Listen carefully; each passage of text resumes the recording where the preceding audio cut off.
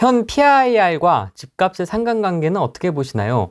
소득 수준이 높은 지역은 아무래도 영향이 덜할까요? 그래서 이제 질문이 PIR이나 주택 구입 부담 지수를 시장 예측의 근거로 사용할 수 없는 이유가 뭘까요? 후행지수잖아, 첫 번째. 네. 후행지수고요. 가격의 기준을 해서 해석하는 거거든요. 가격은 백목지를 만드는 게 아니에요. 그러면은 우리가 모든 가격이 고점에 오면 그때부터 꺾여야 되잖아요. 가격을 기준으로 우리가 해석하게 되면은. 근데 그렇지 않거든요. 우리가 이제 주식으로 이야기하게 되면은 주식의 가치보다 주가가 더 달려가는 경우 있잖아요. 네. 그죠? 더 달려갔다 하면 더 저평가되는 경우 있고, 왔다 갔다 하잖아요. 똑같아요. 내 소득보다 가격이 먼저 가 있는 경우도 있고요. 들어오는 경우 있어요. 왔다 갔다 하는 그런 경우지, 우리가 하락해 보니까 내가 내 소득보다 더 가 있는 거예요. 상승하니까 내 뒤에 있는 거예요. 근데 가격으로 분석하게 되면은 가격이 도착했기 때문에 하락한다면, 그러면은 우리가 2017년도에 2018년도에 백목지에 나와야 돼요. 수도권은요. 전고점 다 찍었기 때문에. 그렇게 안 됐잖아요. 더 올랐잖아요. 네. 그래서 우리가 가격을 기준으로 예측하게 되면은 뒤에 2, 3년 뒤에 남은 수익을 못 가져옵니다. 백목지를 만드는 거는 다른 이유가 있는 거예요. 그래서 잘 한번 보세요. 우리가 가격이 비싸다 싸다는 거는 객관적인 데이터는 없어요, 사실은요. 우리 소득으로 하는 거는 그건 결과적인 이야기고, 그렇게 가격으로 우리가 예측하게 되면 소득보다 딱 높은 도시가 거기에 안 된다 이렇게 하면은 늘 고평가되는 지역이 어디냐면 서울이고요. 네. 우리나라 시에서는. 네. 전 세계적으로 하게 되면 홍콩이에요. 그러니까 홍콩은 도시 국가이기 때문에 도시 국가가 만든 특성을 만든 가격이거든요. 미국하고 우리 뉴욕하고 서울하고 우리가 상해하고 비교하면 PIR 작은 높은 도시가 어디냐면은 상해예요.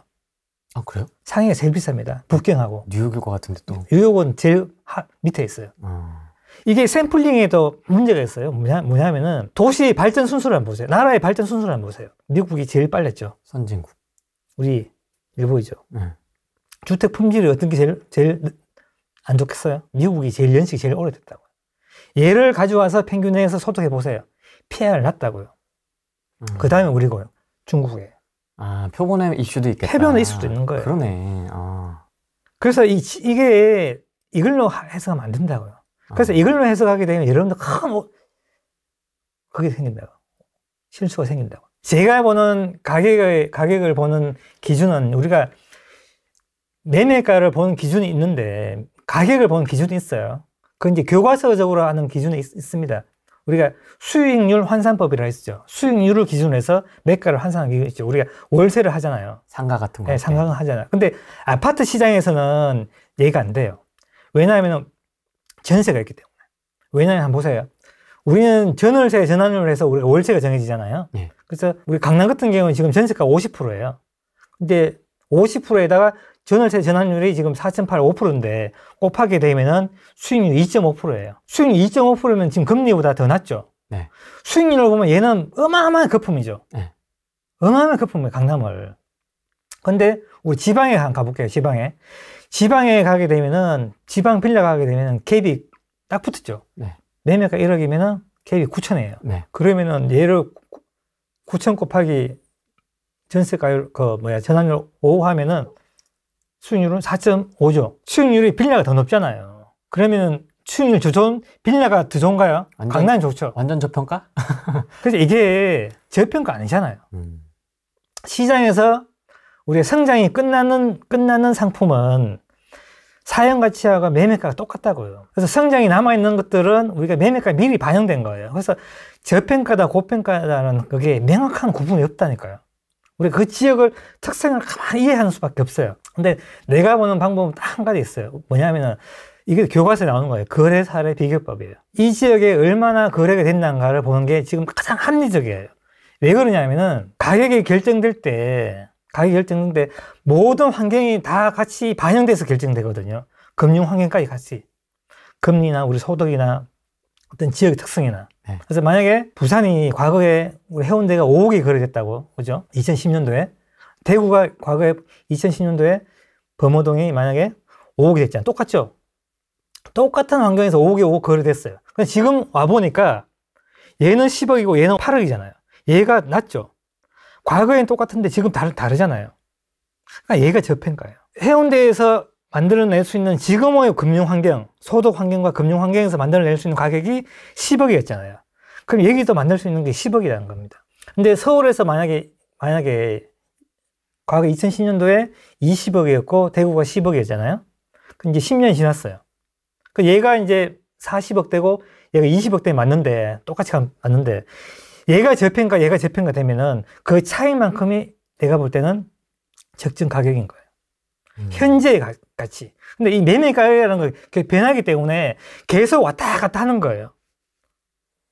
한쪽이 고평가, 한쪽이 저평가 왔다 갔다 하는 겁니다. 그래서 올라가는 지역에 우리가 그렇게 저평가된 지역을 우리가 계속해서 하는 게 뭡니까? 시장에서 이야기하죠. 갭 매우기 한다 하잖아. 네. 그게 시장에서 우리 주택시장에는 가장 정확한 방법입니다. 아주 단순하지만 가장 정확한 방법이에요. 왜냐하면 수익률로는 할 수가 없어요. 전세가 때문에. 수익률을 하게 되면은 강남은 완전 거품이라니까요. 완전 거품. 우리나라 전체가 거품이에요. 판단할 수 없어요. 근데 이제 뭐 이것도 계속 유튜브에 자주 나오는 저 뭐 교수님께서 항상 얘기하는 게 네. 이게 지금 우리가 옛날에는 과거에는 뭐 2006년 얘기도 하고 네. 15년 얘기도 하고 네. 뭐 월급을 10년 동안 꼬박 모아서 네. 뭐 대출 받아서 샀다면 지금은 이게 15년을 꼬박 모아도 이게 살 수가 없다. 중위가격 아파트를 살 수가 없다. 이게 말이 되냐? 거품이다. 우와! 이러거든요. 근데 원래 보세요. 전 세계 어느 나라도 자기 소득을 모아서 집을 사는 경우 잘 없어요. 다 대출을 이렇게 삽니다. 30년 모기지, 50년 모기지를 해야 돼요. 그게 원래 맞아요. 내 소득을 몇 년 모아 산다는 그게 어떻게 보면 비정상일 수 있어요. 전 세계가 스탠다드가 그건데 우리면 몇 년만 모아 살 수 있다고요? 그러니까 엄청나게 저평가된 거죠. 엄청나게 잘 돼 있다는 그 증거이기도 해요. 공급이 엄청 잘 돼 있다는 증거이기도 하고요. 그래서 저는 뭐 그게 15다 20이다 중요한 게 아니고요. 저는요. 그렇게 시장이 그렇게 되면 그걸 인정할 수밖에 없다고 생각해요.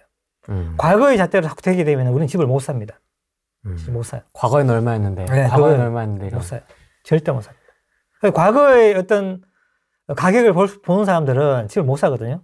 내가 이거 10억이 옛날 10억을 받는데 15억 되잖아요. 못 사요. 절대 못 삽니다. 그렇죠. 예.